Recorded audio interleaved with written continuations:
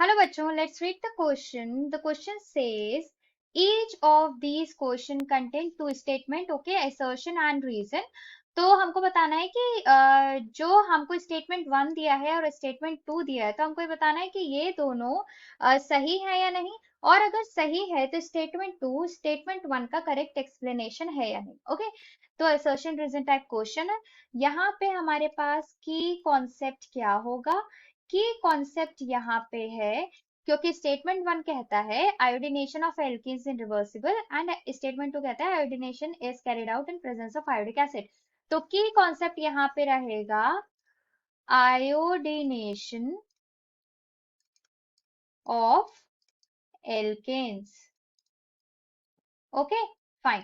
अब यहाँ पे अगर हम ध्यान दें तो इधर स्टेटमेंट वन में दिया है कि आयोडीनेशन ऑफ एल्केन्स जो है वो रिवर्सिबल होता है। तो हम देखते हैं एक्चुअली क्या होता है कि ये जैसे कि एक एल्केन है, अगर इसका आप आयोडीनेशन कराओगे, ठीक है, तो पहले तो ये स्लो प्रोसेस होगी एंड ये बैकवर्ड भी आ सकती है। ओके, तो CH3I इससे बनेगा, तो ये रिवर्सिबल है एंड ये HI देगा। तो ऐसा क्यों हो रहा है कि ये रिवर्सिबल है? एक्चुअली जो होता है इसमें, इसका रीजन ये है कि आयोडीनेशन जो है वो एक रिवर्सिबल रिएक्शन है यहाँ पे एल्केन्स के लिए। क्यों? क्योंकि जो HI बनता है ये एक बहुत स्ट्रॉन्ग रिड्यूसिंग एजेंट की तरह काम करता है। ओके, रिड्यूसिंग एजेंट, तो ये बहुत ज्यादा स्ट्रॉन्ग रिड्यूसिंग एजेंट है, और इसके कारण क्या होता है कि ये रिड्यूस कर देता है एल्काइल आयोडाइड को फिर से एल्केन बनने के लिए। ठीक है, तो यहाँ पे जो हमको रिवर्सिबल दिख रहा है ये इसलिए दिख रहा है।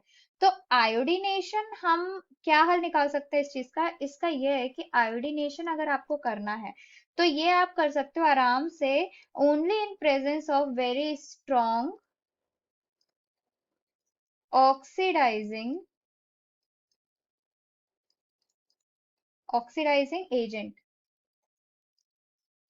और ये इसका एग्जाम्पल क्या हो सकता है? इसका एग्जाम्पल हो सकता है HiO3, ओके, या फिर HNO3। तो इस तरीके के स्ट्रॉन्ग ऑक्सीडाइजिंग एजेंट यूज किए जा सकते हैं। एक्चुअली मतलब ये करते क्या है, ये जो एजेंट्स होते हैं ऑक्सीडाइजिंग एजेंट, ये डिस्ट्रॉय कर देते हैं इस HI को, डिस्ट्रॉय HI, तो ये उसको रिएक्ट नहीं करने देते हैं फिर, तो that's why the reaction goes very smoothly.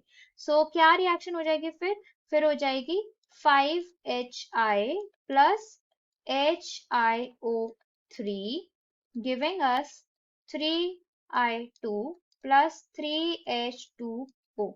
तो ये जो HiO3 है ये प्रिवेंट करता है formation of alkene back by decomposing this HI। Okay, so हमको इसको टैकल करना था। सो ये इधर पे हुआ आंसर। तो स्टेटमेंट वन कह रहा है iodination of alkanes and is reversible, तो हाँ। Then iodination is carried out in presence of iodic acid, so it is correct but it is not reason of the statement one. Okay, because जो ये iodination होता है ये सिर्फ HiO3 नहीं, HNO3 के प्रेजेंस में भी कराया जा सकता है। ओके, तो ये एक स्टेटमेंट करेक्ट है बट यही उसका रीजन नहीं है बस। ओके, सो यहाँ पे हमारा करेक्ट आंसर क्या होगा? यहाँ पे करेक्ट आंसर होगा option B, that says assertion is correct, reason is also correct, but reason is not correct explanation for the assertion. So what will be the final answer over here? Answer हो जाएगा option B.